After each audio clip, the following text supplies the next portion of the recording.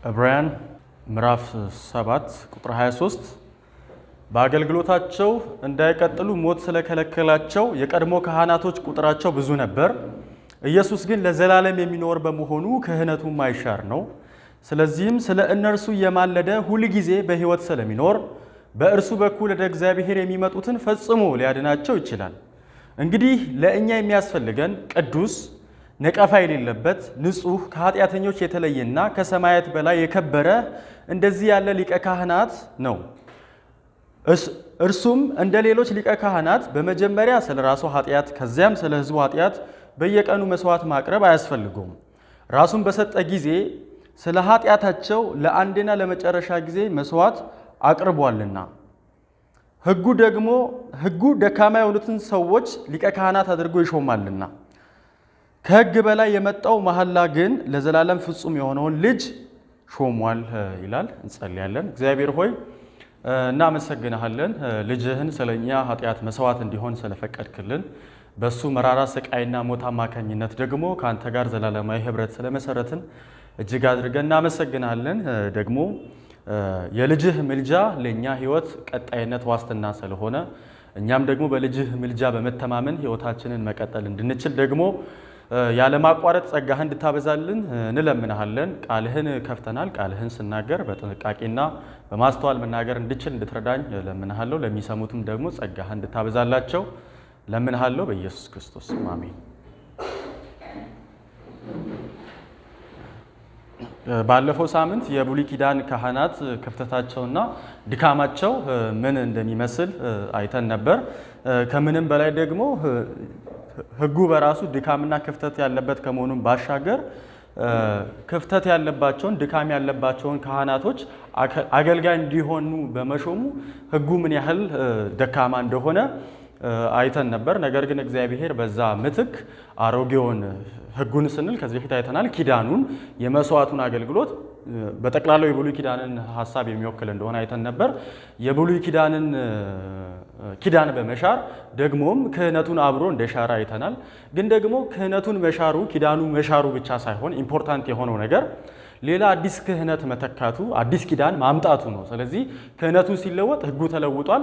ደግሞም አዲስ ኪዳን መጥቶልናል። ደግሞ አዲስ ክህነትም ከሱ ጋር ተያይዞ መጥቷል። ያ አዲሱ ኪዳን ደግሞ እንደ መልከጼዴቅ የሆነ እንጂ ከአሮን የዘር ግንድ የሚመዘዝ እንዳልሆነ እና ደግሞ የአሮን ክህነት እግዚአብሔር ሪጀክት እንዳደረገው የኢየሱስ ክርስቶስን ክህነት ግን ሪጀክት እንዳላረገው ከዚህ ጋር ተያይዞ የኢየሱስ ክርስቶስ ክህነት በመቀጠሉ ምክንያት አዲሱ ኪዳን ዋስትና አለው።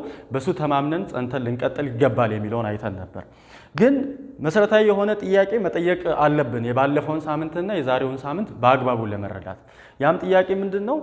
አዲሱ ኪዳን መምጣቱ ለአማኞች ያስገኘው ቤኔፊት በረከት ምንድን ነው የሚለውን ማወቅ ወሳኝ ነገር ነው። አሮጌው ተሽሯል። አዎ። ታዲያ አዲሱ በመምጣቱ ምን የተሻለ ነገር አገኘን የሚለውን ከዚህ በፊት ስናይ የመጣናቸውን አንዳንድ ቴክስቶችን መመልከት ወሳኝ ነው። አንደኛ ከጸጋው ዙፋን ምሕረትንና ጸጋን መቀበል እንድንችል ተደርገናል። 4:16 ላይ እንግዲህ ምሕረትን እንድንቀበልና በሚያስፈልገንም ጊዜ የሚረዳንን ጸጋ እንድናገኝ ወደ ጸጋው ዙፋን በእምነት እንቅረብ ይላል። ከእግዚአብሔር ዘንድ ከአዲሱ ኪዳን ከጸጋው ዙፋን ምሕረትንና ጸጋ እንቀበላለን። ሁለተኛው የእግዚአብሔር የተስፋ ቃል ወራሾች ሆነናል። ደግሞም የማይቀለበስ እንደሆነ ግልጽ ሆኖልናል። ተስፋውን መውረስ ብቻ ሳይሆን ተስፋው እንደማይቀለበስ እግዚአብሔር ለእኛ በመሐላ ግልጽ አድርጎልናል። ምዕራፍ 6 ቁጥር 7 ላይ እግዚአብሔር የማይለወጠውን ዓላማውን ለተስፋ ቃል ወራሾች ግልጽ ለማድረግ ስለፈለገ በመሐላ አጸናው ይላል። የተስፋ ቃል ወራሾች ይላል፣ ደግሞ በመሐላ ግልጽ አድርጎታል። እግዚአብሔር ኪዳኑን እንደማይለውጥ ለእርሱ ግልጽ ነው። ግን ደግሞ ለእኛ ደግሞ እሱ ለምንከተለው ግልጽ እንዲሆን እግዚአብሔር በመሐላ አጽንቶታል። ሶስተኛ ደግሞ ብርቱ መጽናናትን አግኝተናል ከዚህ ከአዲሱ ኪዳን ምዕራፍ 6 ቁጥር 18 እርሱ በሁለት በማይለወጡ ነገሮች በፊታችን ያለውን ተስፋ ለመያዝ ወደ እርሱ ለሸሸን ለእኛ ብርቱ መጽናናት እንድናገኝ አድርጎናል ይላል። አራተኛ አስተማማኝና ጽኑ የነፍስ መህልቅን አግኝተናል። ይሄ አዲሱ ኪዳን በረከት ሌላኛው ትሩፋት ነው። ምዕራፍ 6 ቁጥር 19 እኛም የነፍስ መልሕቅ የሆነው ጽኑ አስተማማኝ ተስፋ አለን ይላል። አምስተኛ ፍጹማን ሆነናል። ምዕራፍ 7 ቁጥር 19 ላይ ከሕጉ ጋር ፓራል አድርጎ ያቀረበውን ሕጉ ማንንም ፍጹም ሊያደርግ ስለማይችል ወደ እግዚአብሔር የሚቀርቡትን የተሻለ ተስፋ መጥቷል ይላል። ስለዚህ ሕጉ ማድረግ ያልቻለውን ነገር አዲሱ ኪዳን ለኛ አድርጓል፣ ፍጹማን አድርጎናል ማለት ነው። ስለዚህ በእነዚህ ምክንያቶች አዲሱ ኪዳን ከአሮጌው ኪዳን ይሻላል ብቻ ሳይሆን የአዲሱ ኪዳን አካላት ወይም አባላት ከአሮጌው ኪዳን አባላት የተሻለ ነገር አግኝተዋል። ያ የተሻለ ነገር ምንድነው? የአሮጌው ኪዳን አካላትን ካየን እግዚአብሔርን በበደሉ ጊዜ እግዚአብሔር በምድረ በዳ አርከፍክፎ እንዳጠፋቸው እናውቃለን። የአዲሱ ኪዳን አባላት ግን የልጁ ኢየሱስ ክርስቶስ መስዋዕትና ደም በራሱ ሙሉና በቂ ስለሆነ ድጋሚ እንዳይጠፉ ወደ ጥፋት እንዳይመለሱ እግዚአብሔር እስከ መጨረሻ ሊያጸናቸው ኪዳኑን እንደማይለውጥ እነሱን ደግሞ ፍጹማን እንዳደረገ መረዳት እንችላለን። ከምዕራፍ 6 ጀምሮ እስከ ምዕራፍ 10 የሚቀጥለው ዋና ሐሳቡ አዲሱ ኪዳን ከአሮጌው ኪዳን የተሻለ ስለሆነ ልንተማመንበት ይገባል። እግዚአብሔር አሁን ያመጣን ፍጹማን ወደሆኑ ወደ ጻድቃን መንፈሶች ኪዳኑን ወደ ማይቀለብስበት እኛ ላይ ሊያመጣ ያለውን ቁጣ ኢየሱስ ክርስቶስ ላይ በማምጣቱ ምክንያት እኛ ከሚመጣው ከእግዚአብሔር ቁጣ የምናመልጥበት ጽኑና አስተማማኝ ኪዳን መሰረት አለን። ኢየሱስ ክርስቶስ የነፍሳችን መልሕቅ ነው። ባለፈው ሳምንት እንዳየነው ደግሞ ለእኛ የነፍሳችን ዋስ ነው። እኛን ተክቶ እኛ ማድረግ የማንችለውን ስራ እሱ እንደሰራ ማለትም እኛ የሚገባንን ቅጣት እሱ እንደተቀበለና እኛ መፈጸም የሚገባንን ሕግ ኢየሱስ ክርስቶስ እንደፈጸመ በአክቲቭም በፓሲቭም ኦቢዲየንስ የክርስቶስ ኢየሱስ በረከቶች ለእኛ እንደተሰጡን ተመልክተናል። ስለዚህ ዛሬም የምንቀጥለው ከዛ ነው። አዲሱ ኪዳን አስተማማኝ ነው። ከአዲሱ ኪዳን ወደ አሮጌው ኪዳን ልንመለስ አይገባም። ለምን? አሮጌው ኪዳን ተሽሯል። ለምን? እግዚአብሔር ሪጀክት አድርጎታል። ሰዎችን ፍጹማን ማድረግ አልቻለም። የሚፈለገውን ውጤት ማግኘት አላስቻለም። የአዲሱ ኪዳን ግን ከዚህ የተሻለ ሆኖ መጥቷል የሚለውን ነው የምናየው። በዛሬው ምንባብ በእነዚህ ቁጥሮች በዋናነት ኢየሱስን በተመለከተ 5 ፖይንቶችን እናያለን። ኢየሱስን ግን በእነዚህ 5 ፖይንቶች ጸሐፊው መግለጽ ያስፈልገው የአዲሱ ኪዳን ዋስ የሆነው ኢየሱስ ክርስቶስ በመሆኑ ምክንያት ኢየሱስ ክርስቶስ ፍጹም የሆነ ደህንነት እንዳስገኘ ለመግለጽ ነው የሚጠቀመው። አንደኛ ኢየሱስ ክርስቶስ የማይሞት ነው ይለናል። ሁለተኛ ኢየሱስ ክርስቶስ ሁል ጊዜ የሚማልድ ነው ይለናል። ሶስተኛው ከኃጢአተኞች የተለየ ነው ይለናል። አራተኛ በአንድ መስዋዕት ሁል ጊዜ ቀድሶናል ወይም ደግሞ አንዱን መስዋዕት በማቅረብ እኛን ለሁል ጊዜ ቅዱሳን እንድንሆን አድርጎናል። አምስተኛ ፍጹም የሆነ ሊቀ ካህናት ነው ደግሞም ለእኛ አለን ይለናል። ስለዚህ በእነዚህ ቁጥሮች የኢየሱስ ክርስቶስ ክህነት ከአሮጌው ኪዳን ክህነት በማንነቱና በስራው እንዴት የተለየ እንደሆነ ለማየት እንሞክራለን። ቁጥር 23 በአገልግሎታቸው እንዳይቀጥሉ ሞት ስለከለከላቸው የቀድሞቹ ካህናት ቁጥራቸው ብዙ ስለነበር ኢየሱስ ግን ለዘላለም የሚኖር በመሆኑ ክህነቱ የማይሻር ነው። ቁጥር 23 እና 24ን አንድ ላይ ያደረኩት አረፍተ ነገሩን የሚዘጋው ቁጥር 24 ላይ ስለሆነ ነው። እዚህ ጋር በዋናነት ፖይንቱ ሞት ነው። ሲምፕል በሆነ ስና ምክንያት ካህናት ብዙ የሆኑበት ምክንያት ካህናቶች እየሞቱ ስለሆነ ነው። ካህናቶቹ ሲሞቱ በእነሱ ምትክ ሌሎች ካህናቶች ስለሚተኩ የካህናቶች ቁጥር እየጨመረ ይሄዳል። የአይሁድ ጽሑፎች እንደሚነግሩን ከሆነ አሮን በክህነት ከተሾመበት ጊዜ ጀምሮ እስከ 70 ኤዲ ማለትም መቅደሱ እስኪፈርስ ባለው ጊዜ 83 የሚያክሉ ሊቀ ካህናት በመቅደሱ ሲያገለግሉ እንደነበረ በጽሑፎቻቸው እንመለከታለን። ይሄም የሆነበት አንዱ ምክንያት አንዱ ሲሞት ሌላው እየተተካ አንዱ ሲሞት ሌላው እየተተካ መሆኑን እንመለከታለን። ግን ደግሞ የነዚህን አገልግሎት የብሉይ ኪዳን ካህናት አገልግሎት የሚከለክለው ሞት ነው ይለናል። ኢንፋክት ሞት ብቻ አይደለም፣ ከዚህ በፊት የጠቀሳቸው ነገሮች አሉ። አንደኛው ደካሞች ስለሆኑ ነው ብሎናል። የብሉይ ኪዳን ካህናት ደካሞች ናቸው፣ ፍጹማን አይደሉም። እሱ ብቻ አይደለም፣ የብሉይ ኪዳን አገልግሎት ደግሞ ሰዎችን ፍጹማን ማድረግ አልቻለም። ስለዚህ እነሱ ፍጹማን አይደሉም፣ ደግሞም እግዚአብሔር የክህነትን አገልግሎት የደነገገበትን ዓላማ ስላላገኙት ሰዎችን ፍጹማን ማድረግ አልቻሉም። እሱ ብቻ ሳይሆን አሁን ተጨማሪ ምክንያት እንደሚነግረን የሚሞቱ በመሆናቸው ምክንያት የነሱ አገልግሎት የሚቀጥል አይደለም ይለናል። በተለይም ደግሞ የቀድሞ ካህናት ብሎ በመግለጹ የነዚህ የብሉይ ኪዳን ካህናት ክህነት እንዳቆመም እየጠቆመን ነው። ምክንያቱም እነዚህ ሊቀ ካህናት አሁን ላይ እንዳሉ አስዩም አያደርግም። ስለዚህ የቀድሞ ካህናት ብሎ በኃላፊ ጊዜ እነዚህን ሊቀ ካህናት ይገልጻል። እነዚህ ሊቀ ካህናት አገልግሎታቸው አብቅቷል። በምን ምክንያት ፍጹማን ስላልሆኑ አገልግሎታቸው ሰዎችን ፍጹማን ማድረግ ስላልቻለና እነሱ የሚሞቱ ስለሆኑ ይልና ወዲያው ወደ ኢየሱስ ክርስቶስ ሽፍት ያደርገዋል። ከዛ በቀጣይነት መጠየቅ ያለብን ጥያቄ ታዲያ ኢየሱስ ክርስቶስ አልሞተም ወይ የሚለውን መጠየቅ አለብን። የብሉይ ኪዳን ካህናት በመሞታቸው ምክንያት ክህነታቸው አልቀጠለም ብለናል። ኢየሱስ ክርስቶስ ደግሞ እንደሞተ እናውቃለን። ታዲያ ኢየሱስ ክርስቶስ መሞቱ ከብሉይ ኪዳን ካህናት ምን የተለየ ነገር ያደርገዋል? አገልግሎቱ እንዲቀጥል ምን የተለየ ነገር አደረገው ብለን መጠየቅ አለብን። ከብሉይ ኪዳን ካህናት የኢየሱስ ክርስቶስ ሞት የሚለየው የኢየሱስ ክርስቶስ ሞት የመስዋዕታዊ ሞት ነው። ስለዚህ የኢየሱስ ክርስቶስ ሞት የመስዋዕት ሞት ስለሆነ የክህነትን አገልግሎት የሚያሟላ እንጂ የሚከለክል አይደለም። የእሱ የሚከለክል ነው፣ የእርሱ ግን የሊቀ ክህነትን አገልግሎቱን የሚያሟላ ነው። ስለዚህ ኢየሱስ ክርስቶስ ሊቀ ካህን መሆን የሚያስፈልገው መስዋዕት ሲኖር ነው። እግዚአብሔር ደግሞ የብሉይ ኪዳንን መስዋዕትንም ክህነቱንም አገልግሎትንም ሪጀክት አድርጎታል። ስለዚህ የተሻለና ፍጹም የሆነ መስዋዕት አድርጎ ራሱን በእግዚአብሔር ፊት አቅርቧል። ይሄ የመስዋዕት አገልግሎቱን ደግሞ ሊያቀርብ ሊቀ ካህናት ሆኖ ከሙታን ተነስቷል ማለት ነው። ስለዚህ ኢየሱስ ክርስቶስ ከሙታን በመነሳቱ ምክንያት ያቀረበውን መስዋዕት በእግዚአብሔር ዘንድ ተቀባይነት እንዲኖረው ሊቀ ካህን መሆኑን እንመለከታለን። ደግሞ የኢየሱስ ክርስቶስ ክህነት የማይቋረጥበት አንዱ ምክንያት ኢየሱስ ክርስቶስ ሞቶ አልቀረም፣ ከሙታን ተነስቷል። እነዚህ ሊቀ ካህናት ግን ሞተዋል፣ እስካሁን ከሙታን እንዳልተነሱ ይታወቃል። ኢየሱስ ክርስቶስ ከሙታን በመነሳቱ ምክንያት ከዚህ በፊትም እንዳየነው ደግሞ በማይጠፋ የሕይወት ኃይል ነው ክህነቱ የተመሰረተው ስላልን በትንሳኤው በኩል ዘላለማዊ በመሆኑ በኩል ትንሳኤው የማይሞትና የማይበሰብስ አካል በመልበሱ ምክንያት የኢየሱስ ክርስቶስም ክህነት ዘላለማዊ ነው ማለት ነው። ስለዚህ የብሉይ ኪዳን ክህነት የተመሰረተው በእነሱ ላይ በማንነታቸው ላይም የተመሰረተ ነው። ኢየሱስ ክርስቶስም ክህነት የተመሰረተው በማንነቱ ላይ ነው። እሱ ዘላለማዊ ነው። ከዚህ የተነሳ ክህነቱም ለዘላለም ይኖራል ይለናል።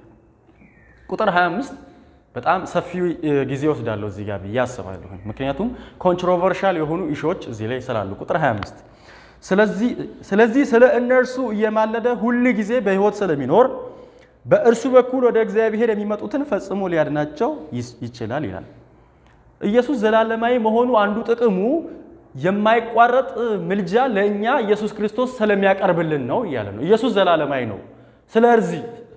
ስለዚህ የማያቋርጥ ምልጃ ለእኛ ያቀርባል ይለናል። ስለዚህ የኢየሱስ ዘላለማዊነትና የኢየሱስ ምልጃ ፓራል ሆኖ ነው የቀረበው። ኢየሱስ ዘላለማዊ በመሆኑ ምክንያት ምልጃውም የማያቋርጥ ዘላለማዊ ነው የሚለውን ሙግት ነው የሚያቀርበው። ይሄ ለአማኞች አንዱ ቤኔፊት ነው። እዚህ ጋር ዘላለማዊ መሆኑ የሚያስገኘው ውጤት ምልጃ እንደሆነ ገልጾልናል። ግልጽ በሆነ ስለዚህ በሚል አያያዥ ቃል ነው የገለጸው። ኢየሱስ ዘላለማዊ በመሆኑ ምክንያት ዘላለማዊ ከመሆኑ የተነሳ ለእኛ የማያቋርጥ ምልጃ ሰጥቶናል ይላል። ግን እዚህ ጋር በተለይም ከኢትዮጵያ ኦርቶዶክስ ቤተክርስቲያን ጋር በተያያዘ የሚነሱ ኮንትሮቨርሲዎች አሉ። ከኮንትሮቨርሲዎች መካከል አንዱ እዚህ ጋር በሚገርም ሁኔታ በ2000 ዓመተ ምህረት ባሳተመችው እትመት ይሄኛው ይማልዳል የሚለውን ቃል ቀይረውታል። ኢንፋክት እዚህ ጋር ብቻ አይደለም የቀየሩት። ሮሜ መጽሐፍ ምዕራፍ 8 ቁጥር 34 ላይ ስለኛ የሚፈርደው ብለው ነው የተረጎሙት። እዚህ ጋር ደግሞ ይማልዳል የሚለውን ቃል ሽፍት አድርገው በእነሱ ትርጉም እንዴት እንደተረጎሙት እንመልከት። ዘውትር በእርሱ በኩል ወደ እግዚአብሔር የሚቀርቡትን ሊያድናቸው ይቻለዋል፣ ለዘላለም ሕያው ነውና ያስታርቃቸዋል ነው የሚሉት። ይማልዳል የሚለውን ቃል ቀይረውት ምን አደረጉ? እነሱ ያስታርቃቸዋል ብለው ነው የተረጎሙት። ግን ለምንድን ነው እነሱ ይማልዳል የሚለውን ቃል በተለያዩ ክፍሎች ቃላቶችን እየቀያየሩ የሚተኩት የሚለውን ጥያቄ የጠየቀን እንደሆነ የነሱ መልስ ኢየሱስ ክርስቶስ እዚህ ምድር በነበረበት ጊዜ የምልጃውን የክህነቱን አገልግሎት ፈጽሟል። ስለዚህ የኢየሱስ ክርስቶስ አገልግሎት ምድር ላይ የነበረና እዛ የቀረ ነው ሰው ከመሆኑ ጋር ተያይዞ ብለው ያቀርባሉ። ለዚህም እንደ ሙግት አድርገው የሚያቀርቡት ዮሐንስ ወንጌል ምዕራፍ 17 ቁጥር 4 ላይ የሰጠኝን ሁሉ ስራ በመፈጸም በምድር ላይ አከበርሁ ይላል። እግዚአብሔር የሰጠው ስራ አለ ለኢየሱስ ክርስቶስ፣ ኢየሱስ ክርስቶስ ደግሞ ያንን ፈጽሞታል ብሏል። ስለዚህ የኢየሱስ ክርስቶስ ክህነቱና የምልጃው አገልግሎቱ ምድር ላይ የተጠናቀቀ ነው ይላሉ። ይሄ ሲምፕል ነው። ኢየሱስ ክርስቶስ እኮ ከዛ በኋላ ሞቷል እና ፈጽሜ አከበርሁ የሚለው እነሱ በሚሉት ትርጉም ከሆነ ኢየሱስ ክርስቶስ ቀጥሎ መሞት አልነበረበትም። ምክንያቱም ኢየሱስ ቀጥሎ የሚሞት ከሆነ ያልተፈጸሙ ነገሮች አሉ ማለት ነው። የሄርሜኔቲክስ ችግር ነው። ሌላኛው ኢየሱስ ክርስቶስ በመስቀል ላይ በሞተ ጊዜ ተፈጸመ ያለውን ቃል በመውሰድ ኢየሱስ ክርስቶስ የሊቀ ክህነቱንና የምልጃውን አገልግሎት በመስቀል ላይ ፈጽሞ ጨርሶታል ይሉና፣ ስለዚህ ኢየሱስ ክርስቶስ ከሙታን ከተነሳና ካረገ በኋላ የመለመን የመጸለይ የክህነት አገልግሎቱ አይቀጥልም ብለው ይላሉ። ለምን? እሱ ራሱ መለኮት ስለሆነ የሚለምን ሳይሆን ልመናን የሚቀበል ነው ብለው ነው የሚተረጉሙት። እሱ ጸሎትን የሚሰማ ጸሎትን የሚቀበል እንጂ ጸሎትን የሚያቀርብ አይደለም። ምክንያቱስ እሱ መለኮት ስለሆነ ነው ይላሉ። ኢንፋክት ኢየሱስ ክርስቶስ መለኮት ከመሆኑ ጋር ተያይዞ ጸሎት የሚቀበል ከመሆኑ ጋር ተያይዞ የክህነቱን አገልግሎትና የምልጃውን አገልግሎት ለሰዎች ለፍጡራን አስተላልፏል። ምክንያቱም የልመና አገልግሎት የፍጡራን አገልግሎት ስለሆነ ይላሉ። ስለዚህ ለቅዱሳን መላእክት ለማርያም እና ደግሞ ለሞቱ ሰማዕታት ይህ የአገልግሎት ኢየሱስ ክርስቶስ አስተላልፏል ብለው ይሞግታሉ። ከዚህ የተነሳ የምልጃ የሚለውን ቃል ቀይረውታል። ደግሞ ኢየሱስ አይማልድም የሚልም ድምዳሜ ይዘዋል። እነሱ ያነሱትን ሙግት ወይም የሚያቀርቡትን ሙግት በተወሰነ መጠን አንድ ባንድ ለመመለስ እንሞክራለን። ኢየሱስ ክርስቶስ ከሞተና ከሙታን ተነስቶ ካረገ በኋላ አይማልድም ብለው ይላሉ። እነሱ ይህንን ሙግት ሲያቀርቡ ሚስ ያደረጓቸው የመጽሐፍ ቅዱስ ቴክስቶች አሉ። ምክንያቱም በርካታ የመጽሐፍ ቅዱስ ቴክስቶች እንደሚነግሩን ኢየሱስ እንደሚማልድ ነው። ግን ሙግት ለማቅረብ ያህል ሮሜ መጽሐፍ ምዕራፍ 8 ቁጥር 34 ላይ የሞተው እንዲሁም ከሙታን የተነሳው በእግዚአብሔር ቀኝ የተቀመጠው ክርስቶስ ኢየሱስ ስለ እኛ ይማልዳል ይላል። እኚህን ቃላቶች በጥንቃቄ እንመልከት። የኢየሱስ ክርስቶስን መሞትና ከሙታን መነሳት በግሪኩ በኤሪስት ወይም ደግሞ በኃላፊ ጊዜ ነው የገለጸው። ከዛ ደግሞ በእግዚአብሔር ቀኝ መቀመጡንና ስለ እኛ ይማልዳል የሚለው በፕሬዘንት ቴንስ ነው የገለጸው። ኢንቴንሽናል ነው ጸሐፊው ሲጽፍ መሞቱና መነሳቱን የኃላፊ ጊዜ፣ ከዛ ደግሞ ከሙታን ተነስቶ በእግዚአብሔር ቀኝ መቀመጡንና ምልጃውን ደግሞ በፕሬዘንት ቴንስ ነው ያስቀመጠው። በፕሬዘንት ቴንስ ሲያስቀምጥ ኢየሱስ ክርስቶስ ከሙታን ተነስቶ ካረገበት ጊዜ ጀምሮ ጳውሎስ ይህንን የሮሜን መልእክት እስኪጽፍበት ባለው ጊዜ የተወሰነ ጊዜ ጋፕ አለ። ጳውሎስ ይህንን ደብዳቤ በሚጽፍበት በዚያ ጊዜ ነው እየማለደ ነው እያለ ያለው። ስለዚህ ኢየሱስ ክርስቶስ ከሙታን ከተነሳ በኋላ የምልጃው አገልግሎት እንደቀጠለ የሚያሳይ ቴንስ ሲጠቀም እንመለከታለን። ስለዚህ ጳውሎስ በግልጽ እያለን ያለው ኢየሱስ ክርስቶስ ከሙታን ከተነሳ በኋላ በእግዚአብሔር ቀኝ ተቀምጦ ስለኛ እየማለደ ነው በማለቱ በፕሬዘንት ቴንስ በማስቀመጡ ኢየሱስ ክርስቶስ የምልጃ አገልግሎት ቀጥሏል ማለት ነው። እነሱ እንደሚሉት የምልጃ አገልግሎት ምድር ላይ ያበቃ ከሆነ ለምን በፕሬዘንት ቴንስ ስለኛ የሚማለደው ብሎ ሊሞግት ይችላል። ሁለተኛው ያማልዳል የሚሉትን ቃል እነሱ የተረጎሙበትን መንገድ ለመሞገት እሞክራለሁ። በዚህ በዕብራውያን መጽሐፍ ውስጥ እነሱ ያስታርቃል ብለው የተረጎሙትን ቃል የግሪኩን ከተመለከትን ኢንቱካኖ የሚል የግሪክ ቃል ነው እና ኢንቱካኖ የሚለው የግሪክ ቃል መጽሐፍ ቅዱሳችን ውስጥ 5 ቦታ ተጠቅሷል። 3ቱ የሮሜ መጽሐፍ ላይ የተጠቀሰው፣ አንዱ ዕብራውያን ላይ ነው፣ አንዱ ሐዋርያት ሥራ ላይ ነው ይሄ ቃል የተጠቀሰው።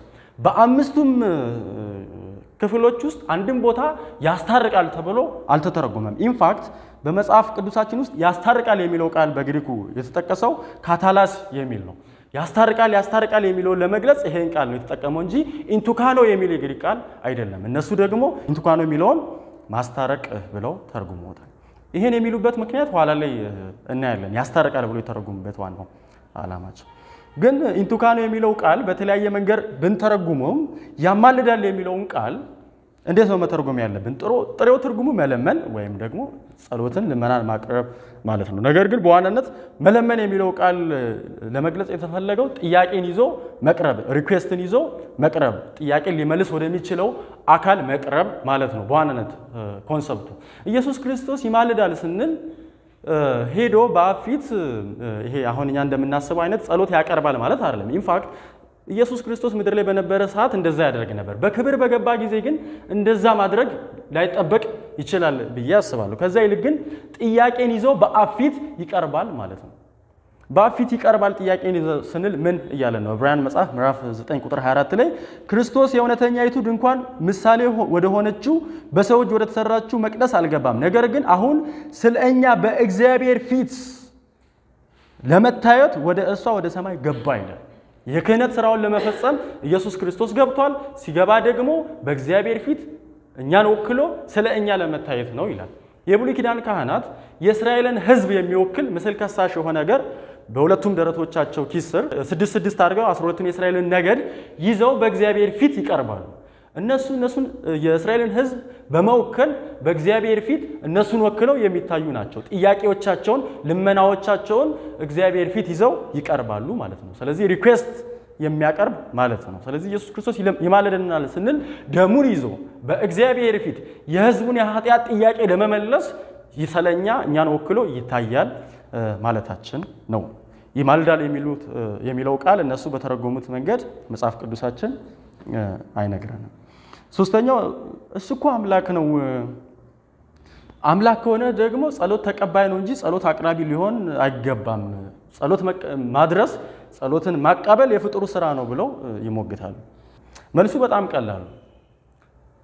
እነሱ ምድር ላይ በነበረ ጊዜ ኢየሱስ ክርስቶስ ይማልዳል ሲሉ ኢየሱስ መለኮት አልነበረም እያሉ ነው እንዴ? ማለትም የኢየሱስ ክርስቶስ ፍጹም ሰውነት ፍጹም መለኮትነቱን ያጣፋል እንዴ? አይደለም። ኢየሱስ ክርስቶስ ፍጹም ሰው ሆኖ በምድር ላይ ይለምናል ካሉ እና ደግሞ ፍጹም ሰው ሆኖ ምድር ላይ መለመኑ መለኮትነቱን ካላስቀረው ኢየሱስ ክርስቶስ በሰማይ ሆኖ ፍጹም ሰው ፍጹም አምላክ ሆኖ ይለምናል ሲሉ ምን ነው መለኮትነቱ ላይ ጥያቄ እንዲፈጥርባቸው አደረገ? ምድር ላይ ሲለምን መለኮትነቱን የማያስቀረው ከሆነ ሰማይ ላይ ሲለምን መለኮትነቱ እንዴት ሊቀር ይችላል? ስለዚህ አያስቀረውም። ልመናው መለኮት መሆኑን የሚያስቀር አይደለም። ምክንያቱም መጽሐፍ ቅዱሳችን ላይ ኢየሱስ ክርስቶስን የበጎች እረኛ ነው ይለናል፣ ደግሞም የበጎች በር ነው ይለናል መልሶ። እሱ ብቻ አይደለም፣ ኢየሱስ ክርስቶስ መስዋዕት ነው ይለናል፣ ደግሞም መስዋዕቱን የሚያቀርብ ሊቀ ካህናትም ነው ይለናል። ሁለቱንም ነው ኢየሱስ ክርስቶስ። እሱ ብቻ አይደለም፣ የይሁዳ አንበሳ ነው ይለናል። ከዛ ደግሞ የዓለምን ኃጢአት የሚያስወግድ የእግዚአብሔር በግ ነው ይለናል። በግ መሆኑ አንበሳ መሆኑን አላስቀረውም። መስዋዕት መሆኑ ሊቀ ካህን መሆኑን አላስቀረውም። የበጎች እረኛ መሆኑ እውነተኛ የበጎች መግቢያ በር መሆኑን አላስቀረውም። ስለዚህ ኢየሱስ ክርስቶስ ፍጹም ሰው መሆኑ ፍጹም አምላክ መሆኑን የማያስቀር ከሆነ መለኮትነቱን የማያሽረው ከሆነ ይሄ የመለኮትነት ጥያቄ ሊነሳ አይገባም። ስለዚህ ኢየሱስ ክርስቶስ ከሙታን ከተነሳ በኋላ የሚያደርገው ልመና ወይም ደግሞ ምልጃ መለኮትነቱ ጋር ጥያቄ ውስጥ የሚገባ አይደለም። ግን እዚህ አንድ ያጋጠመኝ ገጠመኝ አለ። ለቅሶ በሰው ለቅሶ በሄድኩበት ጊዜ አንድ ቄስ አለ፣ የኦርቶዶክስ ቄስ። ተገናኘንና ቴዎሎጂካል የሆኑ ነገሮችን ማውራት ጀመርን እና ስናወራ ኢየሱስ ክርስቶስ አሁን አይማልድም የሚለውን ሙግት ሲያቀርብ ይህንን አርጊመንት አቀረብኩለት እና ምን አለ እሱ? አይ ኢየሱስ ክርስቶስ አሁን በሰማይ ፍጹም መለኮት እንጂ ፍጹም ሰው አይደለም ብሎ አለ። ገረመኝና ዊርድ ነው የሆነብኝ። እንዴት እንደዚህ ልትል ቻልክ አልኩት። ሁለተኛ ቆሮንቶስ ምዕራፍ 5 ቁጥር 16 ላይ ያለውን ጠቀሰልኝ። ስለዚህ እኛ ከአሁን ጀምሮ ማንንም በስጋ እንደሆነ አናውቅም፣ ክርስቶስን በስጋ እንደሆነ ያወቅን ብንሆን እንኳን አሁን ግን ከእንግዲህ ወዲህ እንዲህ አናውቀውም ይላል። ይሄ ትራንስሌሽን ያለ ማየት ችግር ነው። ሌሎች ትራንስሌሽኖችን ቢያይ ጥሩ ነበረ። ግን ደግሞ ይህንን ጥቅስ ይጠቅስልኝ እንደዛ ከሆነ እኮ እኛም ከአሁን ጀምሮ ሰዎችን በስጋ እንደሆኑ አናውቅም ይላል። ስለዚህ እኛ ሰዎች በስጋ አይደለንም ወይ ብዬ ጠየቅኩት። ኋላ ላይ ደግሞ ኢየሱስ ክርስቶስ አምላኬ አምላኬ የሚለው በፍጹም ሰውነቱ ነው ወይስ በፍጹም መለኮትነቱ ነው ብዬ ጠየቅኩት። አይ በፍጹም ሰውነቱ ነው አለ።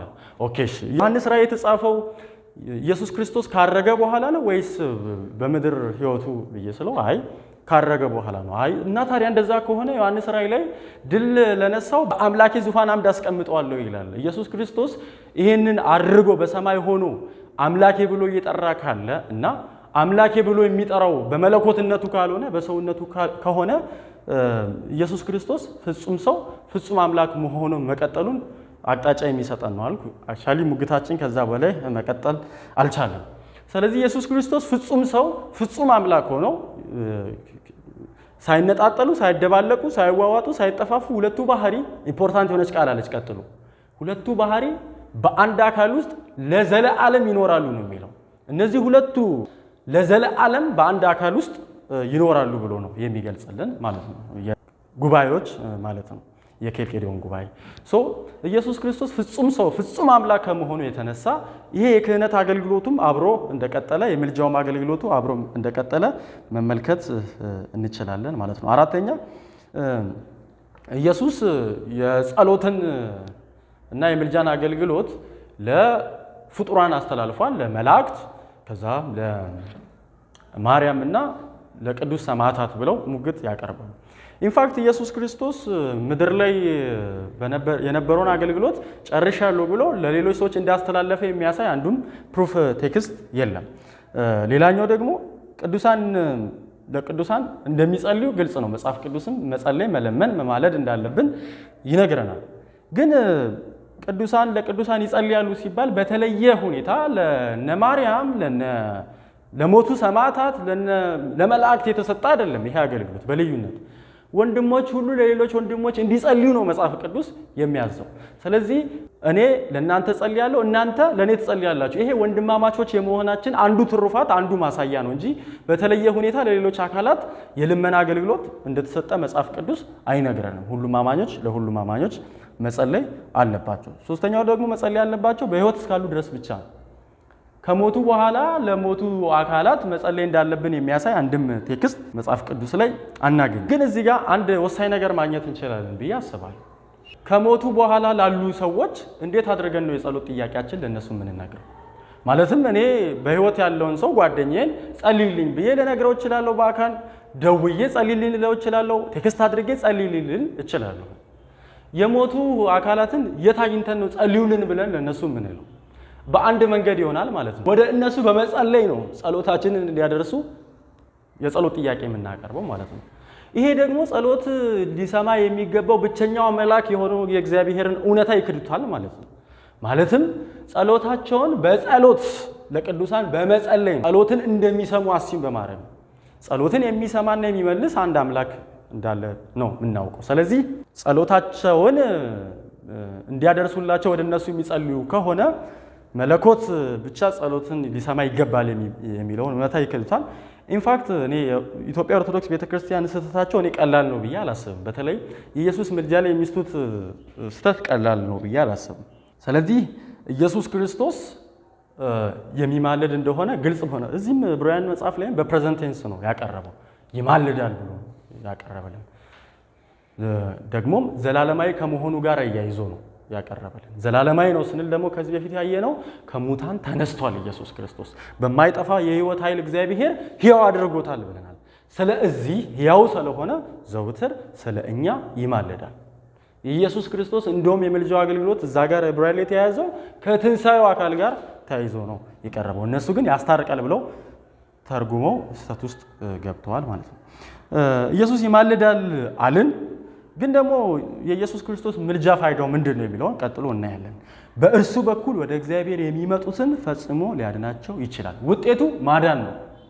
ዓላማው ማዳን ነው፣ የኢየሱስ ክርስቶስ ምልጃ ማለት ነው።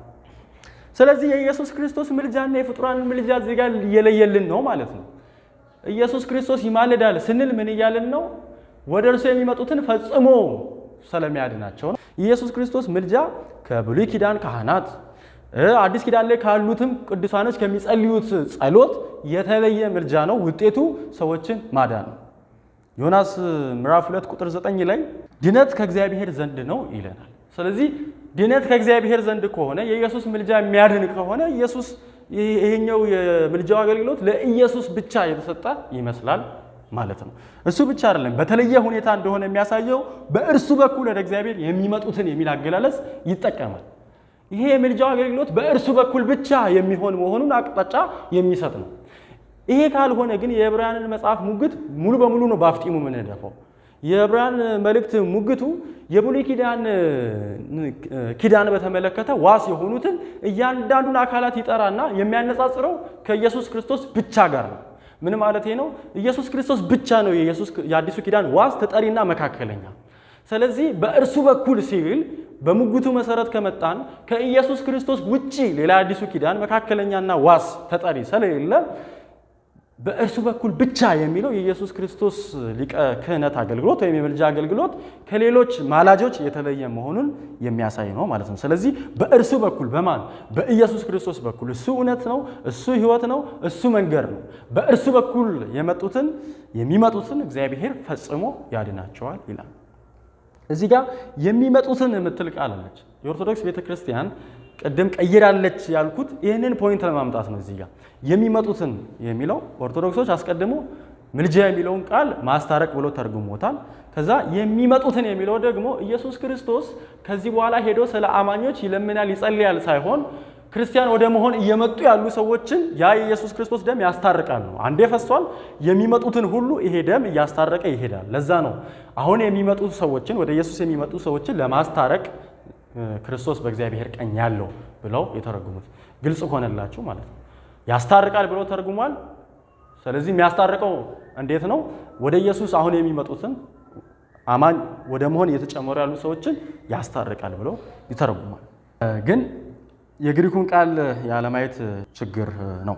የግሪኩ ቃል ቶስ ኤርኮ ሜኖስ የሚል ነውና ፕሬዘንት ፓርቲሲፕል ነው። ድርጊቱ ከበፊቱም ተነስቶ አሁንም የሚቀጥል መሆኑን የሚያሳይ ነው። በፊትም የነበረ አሁንም እየቀጠለ ያለ መሆኑን የሚያሳይ ነው። ስለዚህ ስለ አማኞች ነው እያወሩ ያሉ። አማኝ ናቸው። አማኝ ሆነው እየቀጠሉ ያሉ ሰዎችን ያድናቸዋል እያለ ነው። ምን ማለት ነው? ኢየሱስ ክርስቶስ ወደ እርሱ የመጡትንና እርሱ በመሆን እየቀጠሉ ያሉ ሰዎችን ፈጽሞ ሊያድናቸው ይችላል ይላል። እነማንን? አማኞችን ነው። ባይዚ የማያምኑ ሰዎችን ጌታን አምነው ሲመጡ እነሱን ያድናቸዋል፣ ያስታርቃቸዋል ሳይሆን ኦልሬዲ እነዚህም ሰዎች ነበሩ፣ ከዛ በመምጣት ደግሞ እየቀጠሉ ነው። ፈጽሞ ሊያድናቸው ይችላል የሚለው ቃሉ ትርጉሙ የሚሸከመው በሙላት ሊያድናቸው ይችላል ማለት ነው።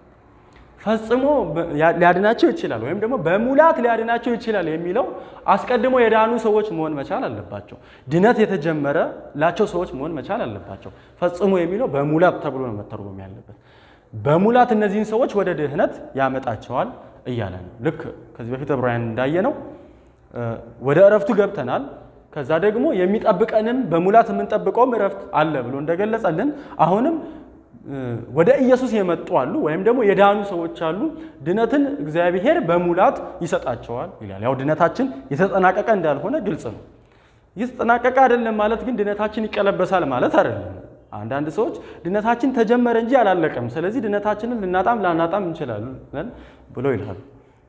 እንደዛ አይደለም መጽሐፍ ቅዱስ። በእናንተ የጀመረውን መልካም ስራ እስከ ክርስቶስ ቀን እንደሚያደርስ እርግጠኛ ነኝ ብሏል። የተጀመረው ስራ የሚጠናቀቅ ነው። ኢንፋክት ተጀምሮ የማይጠናቀቅ ከሆነ አሮጌው ኪዳንና አዲሱ ኪዳን መካከል ምንም ልዩነት የለው። አሮጌ ኪዳን ላይም ሰዎች ይጀምሩና ከዛ ፌል ያደርጋሉ እና አዲሱም ኪዳን እንደዛ የሚሆን ከሆነ ፖይንትለስ ነው የሚሆነው። ስለዚህ ወደ ኢየሱስ ክርስቶስ የመጡትንና በመምጣት እየቀጠሉ ያሉ ሰዎችን በሙላት ደህንነትን ይሰጣቸዋል ይላል። ከዛ ቁጥር 26 እንግዲህ ለእኛ የሚያስፈልገን ቅዱስ ነቀፋ የሌለበት ንጹሕ ከኃጢአተኞች የተለየና ከሰማያት በላይ የከበረ እንደዚህ ያለ ሊቀ ካህናት ነው ይላል። እዚህ ጋር የተዘረዘሩትን ሁሉ የብሉይ ኪዳን ሊቀ ካህናት አያሟሉትም ባጭሩ። ይህንን የሚያሟላ ከተገኘ እሱ እግዚአብሔር አስቀድሞ የተናገረለት የመልከጼዴቅ አይነት ክህነትን የሚይዘው አካል መሆን መቻል አለበት። እሱም ደግሞ ኢየሱስ ክርስቶስ ነው ብሎ ይገልጽልናል ማለት ነው። ንጹሕ ነው የሚለው ሕጉን ከመጠበቁ ጋር ተያይዞ ነው።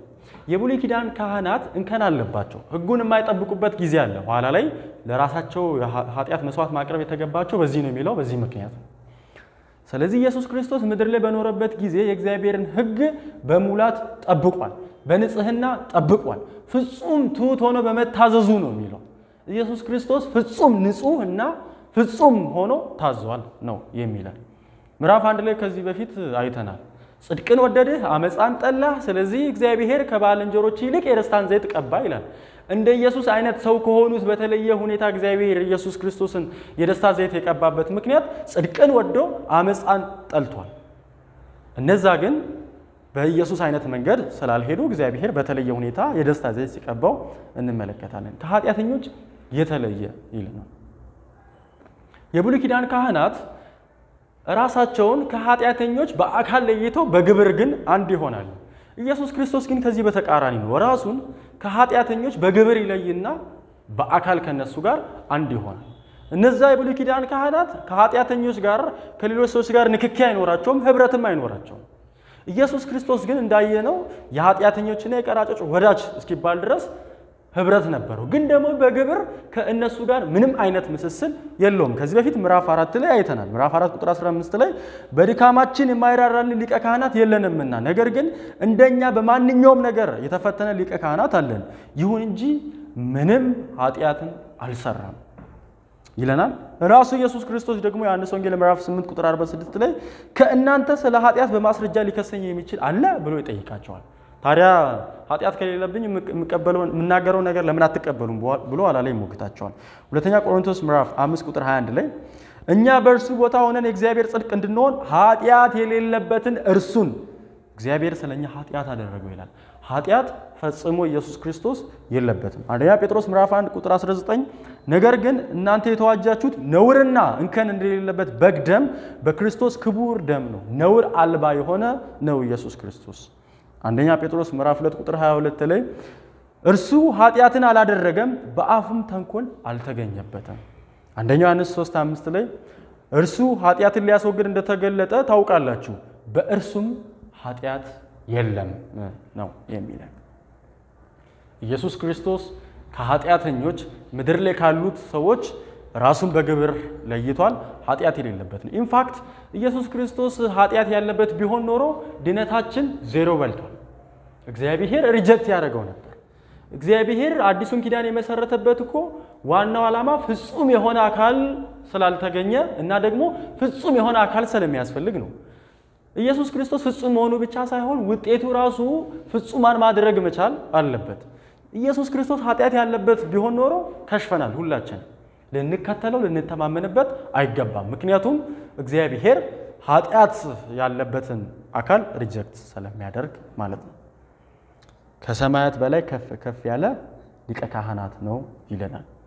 እጅግ የከበረ መሆኑን የሚያመለክት ነው። በእግዚአብሔር ዘንድ ተቀባይነት ያለው መሆኑን የሚያመለክት ነው። በሰማያት በላይ ከፍ ከፍ አለ ከበረ ማለት እግዚአብሔር መስዋዕቱን ሪጀክት አላደረገውም ማለት ነው። በነገራችን ላይ ኢየሱስ ክርስቶስ እንደሞተ ቀርቶ ቢሆን ኖሮ መስዋዕቱን እግዚአብሔር ሪጀክት አድርጎታል ማለት ነው። እግዚአብሔር ግን ኢየሱስ ክርስቶስን ከሙታን በማስነሳቱ ምክንያት ቪንዲኬት አድርጎታል። ኢየሱስን ደግሞ አክብሮታል። ሲያከብረው ተቀብየዋለሁ እያለ ነው። በነገራችን እሱ ኃጢአት የሌለበት ንጹህ ነው ብሎ ነው እግዚአብሔር ያከበረው ኢየሱስ ክርስቶስን። ስለዚህ ኢየሱስ ክርስቶስ መክበር እግዚአብሔር አዲሱን ኪዳን አክሰፕት ማድረጉን የሚያሳይ ነው። አሮጌው ኪዳን ግን ሪጀክት ተደርጓል ማለት ነው። ግን በጣም በሚገርም ሁኔታ እኚህን የዘረዘራቸው ነገሮች አምጥቶ ለኛ የሚያስፈልገን እንደዚህ አይነቱ ነው ይለናል። ማለትም ቅድም ከተዘረዘሩት ነገሮች ያነሰ ነገር ያለው ከሆነ የኛ ችግር ከዛ በላይ ነው። የኛ ከፍ ያለ ነው። የኛ ችግር ከፍ ያለ ሆኖ ከኛ ችግር ያነሰ መፍትሄ ይዞ የሚመጣ አካል እኛን ሊያድነን አይችልም። ለዛ ነው በሙላት ሊያድነን የሚችለው ፈጽሞ ሊያድነን የሚችለው ኢየሱስ ክርስቶስ ማለት ነው። ከዛ ቁጥር 27 እርሱ እንደ ሌሎች ሊቀ ካህናት መጀመሪያ ስለ ራሱ ኃጢአት ከዚያም ስለ ሕዝቡ ኃጢአት በየቀኑ መስዋዕት ማቅረብ አያስፈልገውም። ራሱን በሰጠ ጊዜ ስለ ኃጢአታቸው ለአንዴና ለመጨረሻ ጊዜ መስዋዕት አቅርቧልና ይላል። እንደ ሌሎች ሊቀ ካህናት የሚለው የብሉይ ኪዳን ሊቀ ካህናት እንደሆነ ግልጽ ነው እና የብሉይ ኪዳን ሊቀ ካህናት ደግሞ በየቀኑ ኃጢአት ለማስተሰረይ መስዋዕት ያቀርባሉ። ያንን መስዋዕት ሲያቀርቡ አስቀድሞ ስለ ራሳቸው ኃጢአት ነው መስዋዕትን የሚያቀርቡት። ከዛ ቀጥሎ ነው ስለ ሕዝቡ ኃጢአት የሚያቀርቡት። ይሄ አንደኛ ደካማ መሆናቸውን የሚያሳይ ነው። ሁለተኛ እኛ ሪፕሬዘንት ለማድረግ ብቁ አለመሆናቸውን የሚያሳይ ነው። እነሱም እኛም ተመሳሳይ ነን። እንዴት ሆነው ነው እኛን የሚወክሉ? የበጉ ደም ነው በነገራችን ላይ እዛ ብሉይ ኪዳን ላይም ሕዝቡን ሪፕሬዘንት በትክክል የሚያደርገው የኃጢአታቸውን ዋጋ በመክፈል የኃጢአታቸውን ዕዳ በመክፈል እነሱን ነፃ የሚያወጣው ማለት ነው። እነሱ በእየዕለቱ መስዋዕትን ያቀርባሉ። ለምን? በእየዕለቱ ኃጢአትን ስለሚሰሩ ማለት ነው። ኢየሱስ ክርስቶስ ግን ያንን ማድረግ አይጠበቅበትም። አስቀድሞ እንደገለጸው ኃጢአት አልባ ነው። ኃጢአት አልባ ስለሆነ ኢየሱስ ክርስቶስ ለራሱ መስዋዕትን ማቅረብ አይጠበቅበትም። ግን ደግሞ ለሌሎች መስዋዕትን አቅርቧል። ለሌሎች መስዋዕትን ሲያቀርብ በምን አይነት መንገድ ነው ያቀረበው የሚለውን ቀጥሎ ያብራራልናል። ራሱን ነው አሳልፎ የሰጠው ይለናል። ኢየሱስ ከዛ አስቀድሞ ስለ ራሱና ስለ ሕዝቡ ኃጢአት መስዋዕት ማቅረብ ይጠበቅበት ነበር። እሱ ኃጢአት ስለሌለበት ስለ ራሱ ኃጢአት መስዋዕት ስላላቀረበ ምዕራፍ 5 ላይ እንደሚነግረን ምንድን ነው ያቀረበው? ምልጃና ጸሎትን ከታላቅ ጩኸትና እንባ ጋር አቀረበ ነው የሚለው። ከሞት ሊያድነው ወደሚችል እኔ ንጹሕ ነኝ፣ ስለዚህ መስዋዕት ሆኜ ወይም ሞቼ ልቀር አይገባም የሚል ጸሎት ነው ያቀረበው፣ ልመናን ያቀረበው እንጂ ኃጢአቱን በተመለከተ መስዋዕት አላቀረበም፣ ስለ ራሱ ማለት ነው። ግን ደግሞ ስለሌሎች መስዋዕት አቅርቧል። ስለሌሎች መስዋዕት ሲያቀርብ ደግሞ የብሉይ ኪዳን ካህናት በሚያቀርቡበት መንገድ አይደለም ያቀረበው፣ ራሱን ነው አሳልፎ የሰጠው ይላል። ራሱን አሳልፎ ሰጥቷል ሲል አንደኛ መስዋዕት ሆኗል እያለን ነው። ሁለተኛ ደግሞ ኢየሱስ ራሱን አሳልፎ ሰጥቷል ሲል ተገዶ አይደለም ኢየሱስ ክርስቶስ የሞተው። ኢየሱስ ክርስቶስ ሞት የፈቃደኝነት ሞት መሆኑን የሚያመለክት ነው። ዮሐንስ 10 ቁጥር 18 ላይ ሕይወቴን በራሴ ፈቃድ አሳልፌ እሰጣለሁ እንጂ ከኔ ማንም አይወስዳትም፣ አሳልፌ ለመስጠትም ለማንሳትም ስልጣን አለኝ፣ ይህን ትእዛዝ የተቀበልኩት ከአባቴ ነው ይላል። ኢየሱስ ክርስቶስ አይሁዳውያን አሳልፈው ስለሰጡት አይደለም የሞተው። የሮም ወታደሮች አቅማቸው ታላቅ ስለሆነ አይደለም ኢየሱስ ክርስቶስ የሞተው። ወይም ደግሞ በሆነ አጋጣሚ ሊያበላ ሊያጠጣ በመጣበት ሊፈውስ በመጣበት ተይዘው አይደለም የሞተው። መሞቱ የእግዚአብሔር ዕቅድ ነው። ደግሞም ሲሞት ራሱን አሳልፎ ነው የሰጠን ነው የሚለን። ማንም ነፍሱን ከእጁ እንደማይነጥቅ አንዱ ማሳያው ዮሐንስ ወንጌል ምዕራፍ 18 ላይ ኢየሱስን ሊይዙት መጥተው ማን ነህ ብለው ጠየቁት። እኔ ነኝ አላቸው። እኔ ነኝ ባሉ ጊዜ ወደቁ። በጣም የሚገርመው ድጋሚ ተነስተው ማን ነህ ይሉታል እና ኢየሱስ እኔ ነኝ ሲል ሉዝ አድርገዋል። ኦልሬዲ ሚሞሪያቸው ነው። እኚህ ሰዎች ናቸው አሁን ኢየሱስን ይዘው የሚገሉት። የኢየሱስ ክርስቶስ ሞት የፈቃደኝነት ሞት ካልሆነ በስተቀር ኢየሱስ ክርስቶስ ራሱን አሳልፎ ሰጠ። ኢቭን ኢፍ ኢየሱስ ክርስቶስ እዛ ክስተት ላይ ካያችሁ ጆሮውን የተቆረጠው ማልኮስን ፈውሶት እኔ ብፈልግ አባቴ ስንተኛ ነው መላእክት ልኮ በአንዴ ያጠፋቸዋል አለ። ስለዚህ ኢየሱስን ማንም አይደለም በኃይሉ ያጠፋው፣ የፈቃደኝነት ሞት ነው። የኢየሱስን መስዋዕትነት የከበረ የሚያደርገው አንዱ ይሄ ነው። በነገራችን ላይ የብሉይ ኪዳን መስዋዕቶች በፈቃደኝነት አይመስልም። ሲታረዱ ባልተንፈራገጡ ነበር።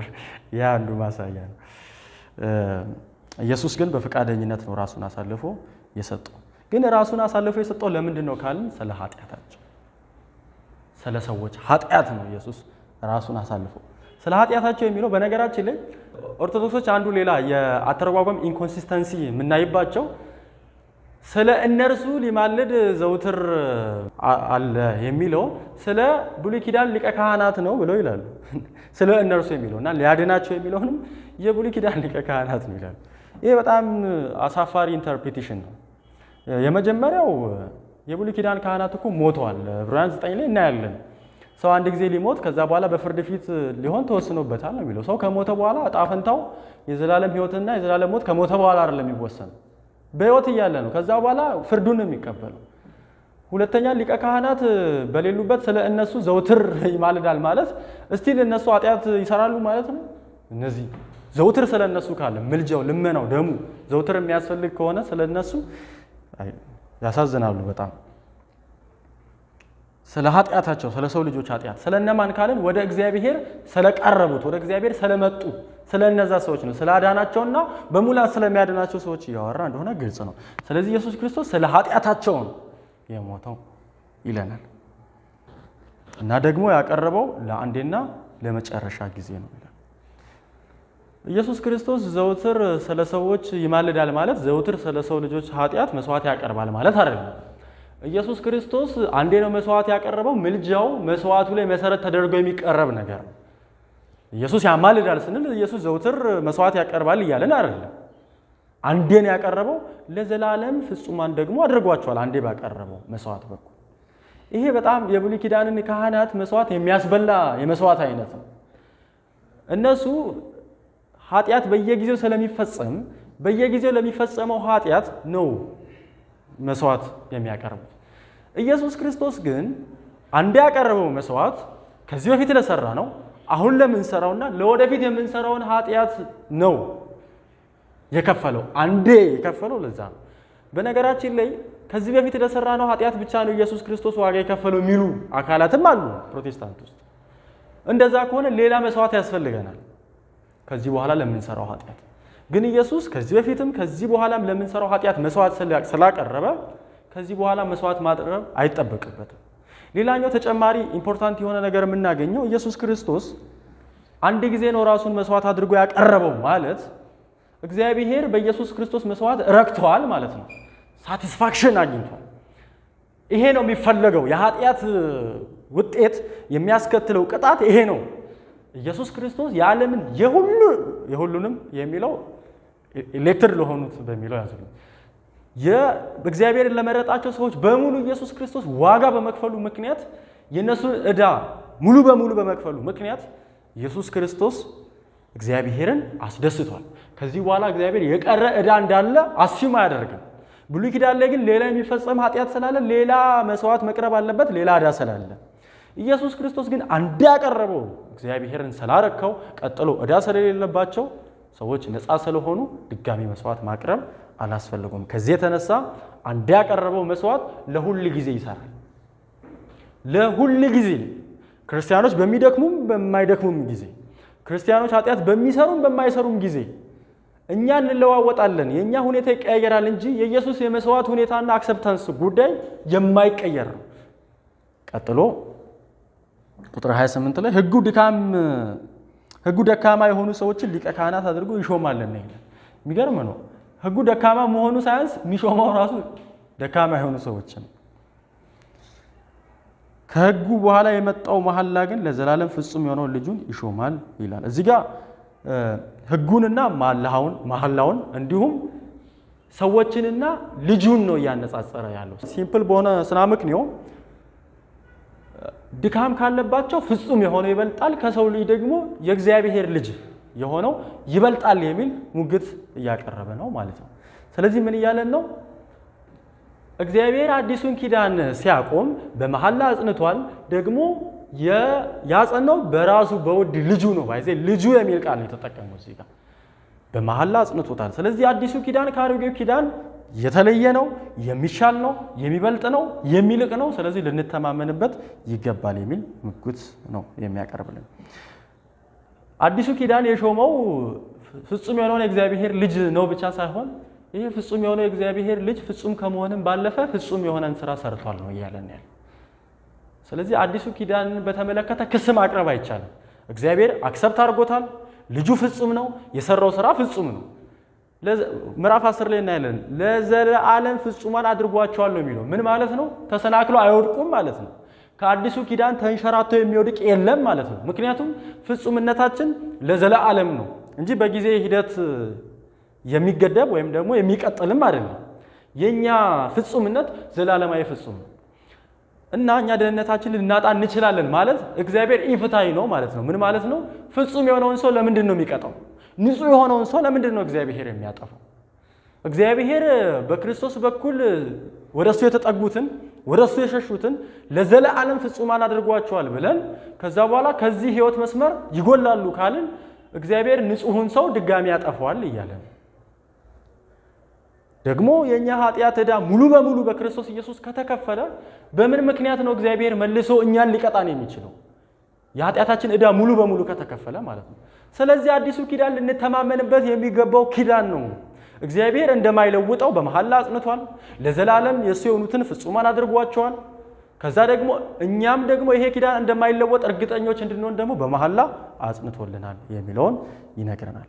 ክርስቶስ ኢየሱስ ከሆነው ካደረገውና ከሚያደርገው ነገር ተነስተን አዲሱ ኪዳን የማያሸራትት የማያወላውል ጽኑ የሆነ ኪዳን ነው። ከዚህ የተነሳ ልንተማመንበት ይገባል። ወደ አሮጌው ኪዳን ልንሄድ ልንመለስ አይገባም የሚል ሙግት ያቀርባል። እንጸልይና ጨርሳለን። እናመሰግንሃለን። ጸጋ ያለ መገደብ በእኛ ህይወት ውስጥ ስላለ ልጅህን ስለላክልንና ህይወትን ስለሰጠህን በልጅህ ምልጃ ደግሞ ህይወታችን ቀጣይ እንዲሆን ስለፈቀድክ እጅግ አድርገን እናመሰግንሃለን። በኢየሱስ ስም አሜን።